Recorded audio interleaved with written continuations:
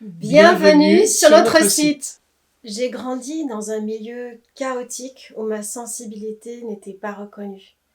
J'avais des souvenirs de vie antérieure, je communiquais avec l'invisible et j'avais une soif immense de spiritualité.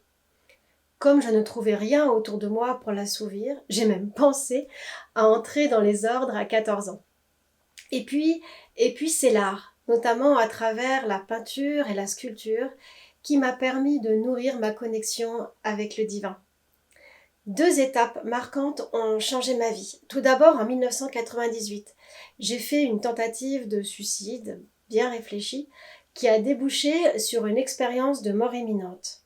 Dans un espace suspendu, j'ai négocié mon retour à cette existence avec des êtres de l'au-delà. J'en suis revenue transformée, joyeuse et pleine de vie. Puis, en 2003, j'ai vécu une expérience d'éveil en Birmanie, face au grand stupa d'or de la pagode Shwedagon, qui renferme des reliques de plusieurs Bouddhas. À partir de cette expérience, mon chemin a pris une nouvelle direction. J'ai mis ma médiumnité au service de l'aide à autrui, qu'il s'agisse d'humains, d'animaux, d'esprits de la nature ou même de la planète Terre. Je me suis lancée dans une exploration approfondie du champ vibratoire et des mondes invisibles. J'ai aussi poursuivi mes voyages réguliers en Asie, toujours en quête de spiritualité, à la rencontre de lieux sacrés et d'êtres inspirants. Cela fait maintenant une vingtaine d'années que j'utilise mes capacités extrasensorielles pour aider les autres, notamment à travers les soins énergétiques, et que je transmets des outils d'évolution qui m'ont été enseignés par mes professeurs invisibles au fil de mes consultations.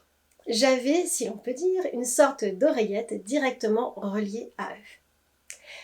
J'ai par ailleurs été pionnière en France dans le travail thérapeutique avec le son, c'est-à-dire avec les bols chantants en métal et en cristal, et avec des diapasons issus de la recherche aux États-Unis. J'ai écrit 5 livres, publiés chez Exergue Trait Daniel. Les 3 premiers sont consacrés aux esprits de la nature et à la relation sacrée avec la nature. Le 4e est dédié aux pratiques de guérison énergétique et spirituelle.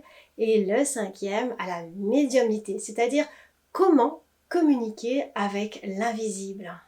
Depuis l'enfance, je vis des expériences de transcendance, de précognition et de perception de l'invisible. Je ressentais aussi une grande nostalgie de la source, qui a généré ma quête intérieure. Dans mon contexte, je devais surtout régler des problèmes extérieurs. Violence, maladie et décès. Par exemple, je devais avoir 14 ans, j'étais en mobilette, et devant moi, j'ai vu 2 jeunes filles être percutées par une voiture. Au-delà du choc que vous pouvez imaginer, qui fut terrible, cela m'a interrogé sur le sens de la vie et de la mort également. Je n'avais pas de cadre ni de structure pour que ma sensibilité puisse s'exprimer et s'épanouir. J'ai intériorisé ma quête intérieure et puis je me suis distrait avec des psychotropes et des sensations fortes. Bon, la vie est bien faite. En 96, Amma faisait ses premiers darshan en région parisienne, à la Plaine Saint-Denis. J'y suis allé par instinct. Lorsqu'elle m'a pris dans les bras, tout d'un coup, plus rien, plus de son, plus rien, plus de contours, la vacuité. Je n'ai rien compris à ce qui se passait. Mais ma vie a changé. La présence d'Ama a infusé en moi. Mon besoin de mettre la spiritualité dans ma vie s'est imposé de manière très forte. J'ai poursuivi par une retraite de méditation vipassana l'année suivante.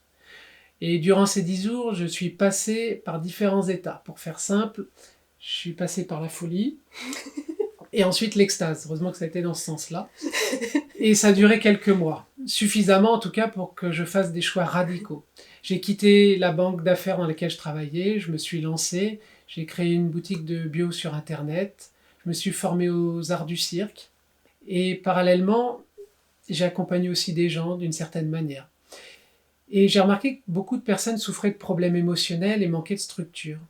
Je me suis dit qu'il fallait que j'acquière des outils en fait pour les accompagner. Donc je me suis formé à différentes disciplines, fait un master en PNL, en hypnose, de la respiration consciente également, de la méditation, de la pleine conscience, des soins énergétiques, du Tai Chi, du Qigong. Et j'ai aussi approfondi la méditation, notamment au centre Durkheim, et j'ai intégré des groupes Gurdjieff. J'ai rencontré lors d'une de mes formations Teresa Garcia, et ce fut une rencontre décisive. Je suis devenu psychothérapeute grâce à elle et formateur également en thérapie brève systémique et stratégique. Ma médiumnité m'a toujours accompagné, elle m'a permis d'être plus efficient et juste dans mes accompagnements. J'ai travaillé en partenariat avec Teresa pendant 15 ans.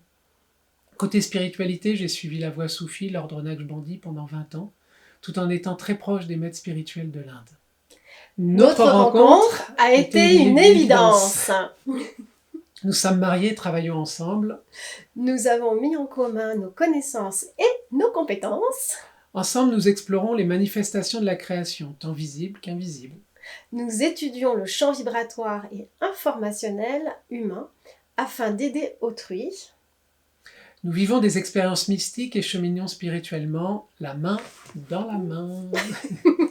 Nous voyageons à la rencontre de maîtres spirituels, notamment en Inde, pour notre propre évolution et aussi afin d'en faire bénéficier ceux que nous accompagnons.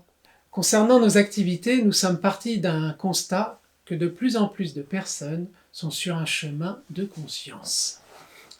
Or, beaucoup d'entre elles se retrouvent confrontées à des freins qui les empêchent d'évoluer pleinement. Cela peut être un manque de repères et de cadres, une construction de l'être dont la structure est devenue obsolète, des croyances limitantes, des traumatismes, des mécanismes inconscients saboteurs, des manifestations de l'invisible qui perturbent et bloquent, un héritage transgénérationnel lourd à porter, ou encore une âme en souffrance qui demande avant toute chose à être entendue et réparée. Au regard de ce constat, nous avons créé des outils de transformation pragmatiques, efficaces, accessibles et mettant l'accent sur l'autonomie. Nous proposons des accompagnements à travers des séminaires auxquels nous avons ajouté des voyages sonores le soir, afin d'approfondir le processus intérieur. Nous explorons également les bienfaits de la lampe hypnagogique et sa capacité à nous faire toucher différents plans de conscience. Parfois, nous proposons aussi des séances individuelles et de couple lorsque certaines conditions sont réunies. Nous déclinons notre travail en 3 axes. Se rencontrer soi-même, acquérir du discernement sur le chemin et entrer en intimité avec le divin. Au plaisir de vous rencontrer. À très bientôt!